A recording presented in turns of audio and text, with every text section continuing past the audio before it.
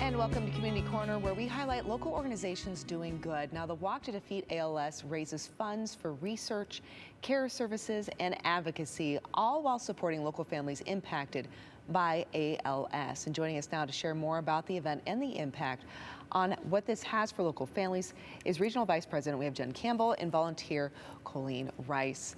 So great to have you both here. Thanks for having us. Okay, so let's talk a bit, though, about ALS. What is it, and how does it impact local families?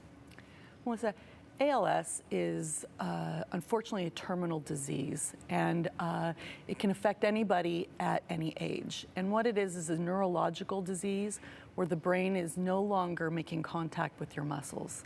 And people who have this disease, it progresses, and usually over a period of 2 to 5 years. And in this time, people lose function of their muscles where they can no longer speak, use their hands, walk, and eventually swallow and breathe.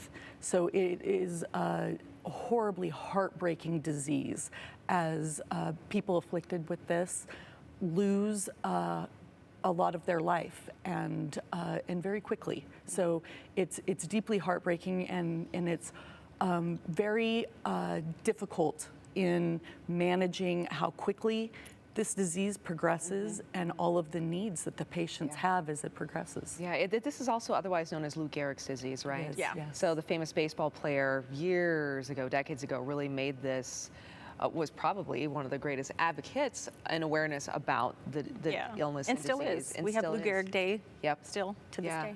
Okay, so like you were saying though, Colleen, is that this disease it's not one size fits all. It's not the same story, right? So someone might get diagnosed and within a few months, all of a sudden not be able to walk or drink or swallow or talk, right?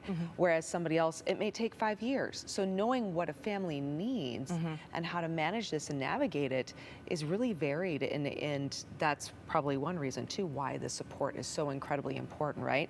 So let's talk about this walk though. It's the biggest fundraiser of the year. The event is powerful, it is meaningful, and kind of creates a community for those who really need it, Absolutely. right? Yeah.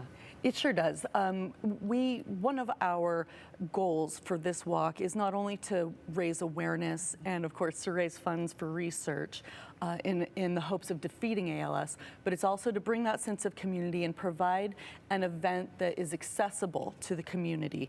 And this year for the walk, it is at Ann Morrison Park along the east entrance of the park at the Old Timer Shelter. We have done our best to make this be a family-friendly event. We're going to have food trucks there, cornhole, face painting for the kids. We've got music and an MC, and it'll be informative, but it'll be fun. Yeah. The walk itself will follow the Greenbelt. It's a little less than 1.5 miles. And we've got some great community partners to make this special, eventful, and powerful. Yeah, and also these funds, they're going to help local families. Yes, absolutely. Navigate the ALS diagnosis. We have about a little over 200 families that we're helping here in the Treasure Valley. We have 3 amazing certified clinics in the Treasure Valley to have the PALS, we call them PALS, people with ALS, go to those clinics and they get their services there. So very, very fortunate to have those 3. And what I want to talk about too is the research and the treatment advancements, because they've come a long way. Give us the hope. Share with us what the latest is. Ice Bucket Challenge, little thing, 10 years ago. Okay. Made about $154 million. Research funds are showing progression as far as the research coming along.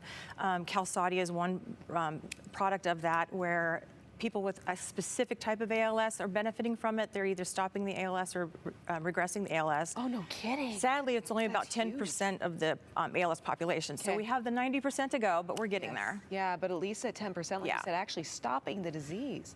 Yeah. That in is some cases massive. Yeah. Okay. So wow, getting there. huge. But again, 10% of the population, we have a lot of work to do. We still have a lot of work to do. That's why we're doing this event, right? Yep. And making sure that we're supporting families as they navigate this. Yeah. Okay, so where can people go so they can learn more? They can participate in the walk, be a part of this, and maybe volunteer as well. We'd love them to come out and volunteer. We're always looking for volunteers. Committee members, we're looking to build our committee.